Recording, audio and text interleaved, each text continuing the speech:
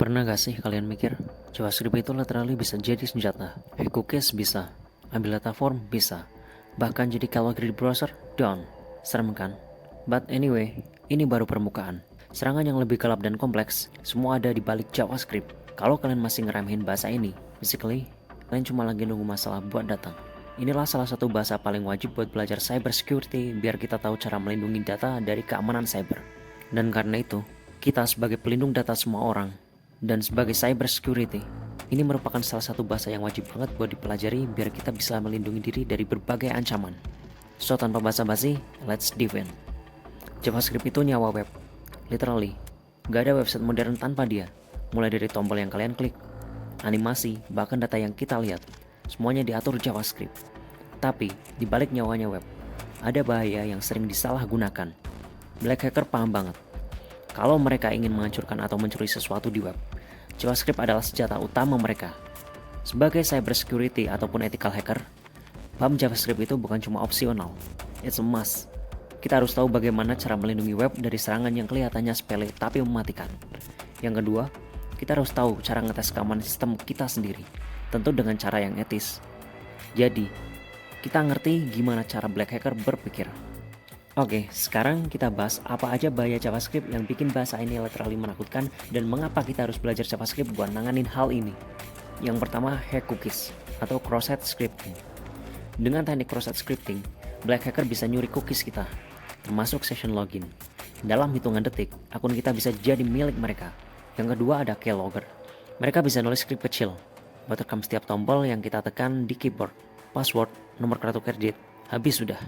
From hijacking atau CSRF, kepanjangan dari Cross-Site Request Forgery. Data yang kita masukin ke form bisa aja dikirim ke server mereka tanpa kita sadar. Next, click checking. Kita klik sesuatu, tapi yang terjadi adalah sesuatu yang lain.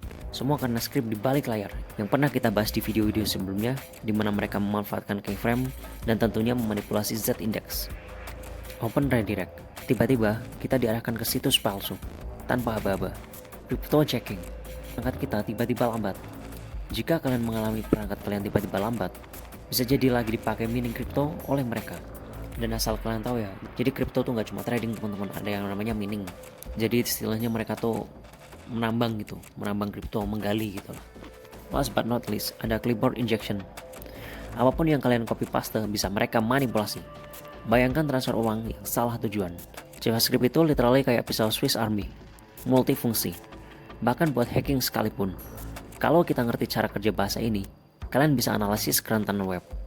Cari celah seperti cross-site scripting atau DOM manipulation sebelum mereka menemukannya. Yang kedua, kalian bisa mengautomasi pengujian keamanan. Bikin alat pengujian simple untuk ngecek keamanan sistem.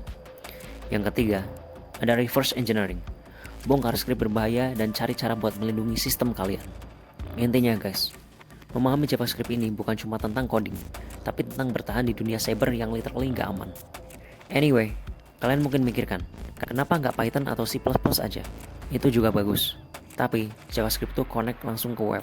Semua serangan dari cross-site scripting sampai cross-site request forgery, itu mainnya di sini. Kalau kalian terus mau jadi pentester atau web security analyst, JavaScript adalah starting point yang nggak boleh kalian skip. So, gimana? Udah siap buat ngulik JavaScript? Kalau iya, mulai dari dasar dulu. Coba praktek di platform kayak Hack the Box atau Dumb Vulnerability Web Application. Atau Podspeaker juga bisa.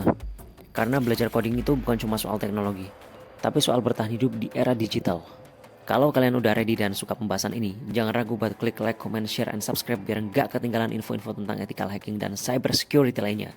Gue Rofi, stay safe because no system is safe.